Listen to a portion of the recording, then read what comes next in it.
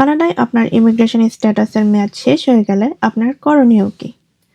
কানাডায় যদি কারো ভিজিটর, স্টাডি বা ওয়ার্কার স্ট্যাটাসের মেয়াদ শেষ হয়ে যায়, তাহলে তিনি আউট অফ স্ট্যাটাস হয়ে যান। এক্ষেত্রে পড়াশোনা বা কাজ বন্ধ করে দিতে হয় এবং ভবিষ্যৎ অনিশ্চয়তায় পড়ে। বিষয়টি অত্যন্ত স্পর্শকাতর এবং সঠিক সময়ে সঠিক পদক্ষেপ না নিলে কানাডা ত্যাগ করার মতো পরিস্থিতিও তৈরি হতে পারে। তাই আউট অফ স্ট্যাটাস হয়ে গেলে কিভাবে স্ট্যাটাস ফিরিয়ে আনা যায়, সেই বিষয়টি নিয়েই আজকের এই ভিডিওতে আলোচনা করব।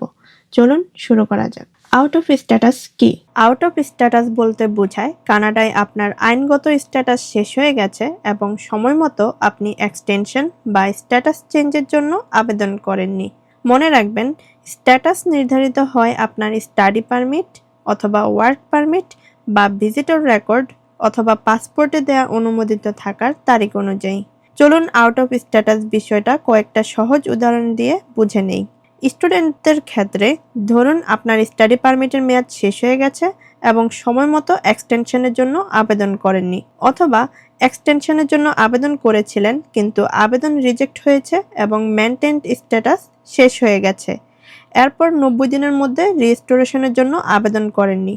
এই অবস্থায় আপনি আউট অফ স্ট্যাটাস হয়ে যাবেন। ভিজিটরদের ক্ষেত্রে সাধারণত একজন ভিজিটরকে সর্বোচ্চ 6 মাস থাকার অনুমতি দেওয়া হয়, তবে অফিসার পাসপোর্টে বা ভিজিটর রেকর্ডে যে তারিখ উল্লেখ করেন সেটাই চূড়ান্ত। যদি সেই অনুমোদিত সময় শেষ হওয়ার পর আপনি এক্সটেনশন এর জন্য আবেদন না করেন এবং কানাডায় থেকে যান, তাহলে আপনি আউট অফ স্ট্যাটাস হয়ে যাবেন। ওয়ার্কারদের ক্ষেত্রে আপনার ওয়ার্ক পারমিটের মেয়াদ শেষ হয়ে গেছে এবং আপনি এক্সটেনশনের জন্য আবেদন করেননি। এই অবস্থায়ও আপনি আউট অফ স্ট্যাটাস হয়ে যাবেন। আর যদি পারমিট শেষ হওয়ার পরও কাজ চালিয়ে যান, তাহলে শুধু সেটা আউট অফ স্ট্যাটাসই নয়, বরং আনঅথরাইজড ওয়ার্ক হিসেবেও গণ্য হতে পারে, যা ভবিষ্যতে আরও জটিলতা তৈরি করতে পারে। তবে আউট অফ স্ট্যাটাস মানে এই নয় যে আপনাকে সঙ্গে সঙ্গে কানাডা ত্যাগ করতে হবে। অনেক ক্ষেত্রে এখনও স্ট্যাটাস রেস্টোরেশনের একটি সুযোগ থাকে।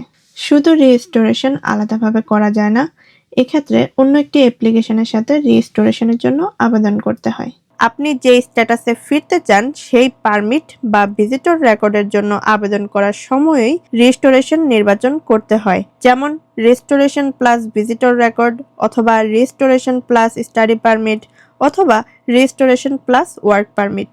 এই ক্ষেত্রে পারমিট ফি এবং রেস্টোরেশন ফি দুটোই একসাথে পরিশোধ করতে হয়। গুরুত্বপূর্ণ বিষয় হলো, রেস্টোরেশন আবেদন জমা দেওয়ার পর আপনি স্বয়ংক্রিয়ভাবে কাজ বা পড়াশোনা শুরু করতে পারবেন না। রেস্টোরেশনের যোগ্য হলে আপনাকে কিছু শর্ত মানতে হবে। প্রথমত, আপনার স্ট্যাটাস শেষ হওয়ার 90 দিনের মধ্যে রেস্টোরেশনের জন্য আবেদন করতে হবে। দ্বিতীয়ত, শুধুমাত্র স্ট্যাটাস হারানো ছাড়া অন্য কোনো ইমিগ্রেশন আইন ভাঙা যাবে না। পাশাপাশি আপনার আগের ভিসা বা পারমিটের সব শর্ত আপনি মেনে চলেছিলেন এটা প্রমাণ করতে হবে।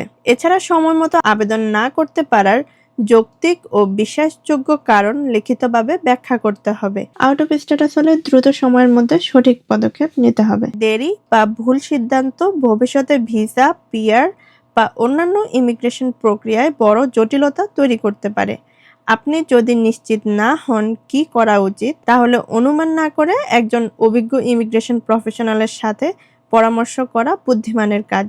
আমি একজন রেগুলেটেড কানাডিয়ান ইমিগ্রেশন কনসালটেন্ট। প্রয়োজনে আমার সাথে যোগাযোগ করতে পারেন। কানাডার ইমিগ্রেশন বিষয়ক নিয়মিত আপডেট এবং গুরুত্বপূর্ণ তথ্য পেতে আমার ফেসবুক পেজ, ফেসবুক গ্রুপ এবং ইউটিউব চ্যানেলে যুক্ত থাকুন।